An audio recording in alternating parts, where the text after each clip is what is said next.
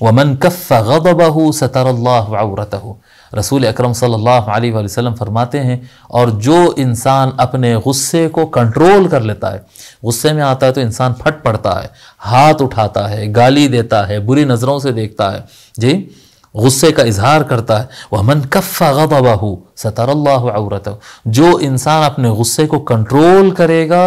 اپنا غصہ نہیں کرے گا، غصے کرنے سے رکے گا، اللہ تبارک و تعالیٰ اس کے عیبوں پر پردہ ڈالے گا۔ غصے میں آنے کے بعد اگر کوئی بار بار غصے میں آئے، اس کے عیب کھلنا شروع ہو جاتے ہیں۔ جو انسان اپنے غصے پر کنٹرول کرے گا، اللہ تبارک و تعالیٰ اس کے عیبوں پر پردہ ڈالے گا، اس کی کمزوریوں کو چھپائے گا۔ وَمَنْ كَظَمَ غَيْظَهُ وَلَوْ شَاءَ أَنْ يُمْضِيَهُ أَمْضَاهُ مَلَأَ اللَّهُ قَلْبَهُ رَجَاءَ يَوْمَ الْقِيَامَةِ۔ پھر آگے نبی اکرم صلی اللہ علیہ وسلم فرماتے، اگر کوئی آدمی کے دل میں کوئی غصہ ہے جسے وہ کسی سے بدلہ لینا چاہتا ہے اور لے سکتا ہے،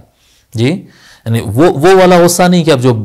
آؤٹ آف کنٹرول ہوتے ہیں، نہیں، ابھی کسی کو پتا ہے کہ ان سے بدلہ لینا ہے۔ اگر کوئی اپنے بھائی سے، اپنے کوئی انسان سے بدلہ لے سکتا ہے اور اس کے باوجود وہ بدلہ نہیں لیتا ہے، اس کو کینسل کر دیتا ہے کہ نہیں مجھے بدلہ نہیں لینا ہے، حالانکہ طاقت ہے،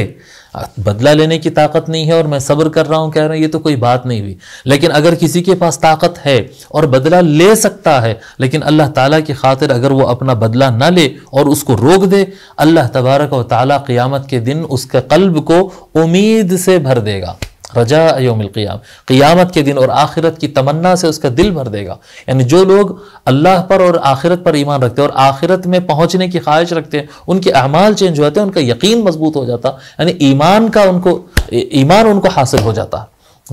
جو قیامت کے دن کی امید لگا دیتے ہیں، وہ ایمان ان کو حاصل ہو جاتا، ان کو اللہ تعالیٰ کی رحمت اور اللہ تعالیٰ کی ذات پر یقین کامل حاصل ہو جاتا ہے۔ جو آدمی انسان سے بدلہ لے سکتا ہے لیکن اللہ کی خاطر نہیں لیتا ہے، اللہ تبارک و تعالیٰ اس کے قلب کو امید اور ایمان سے بھر دیتا ہے۔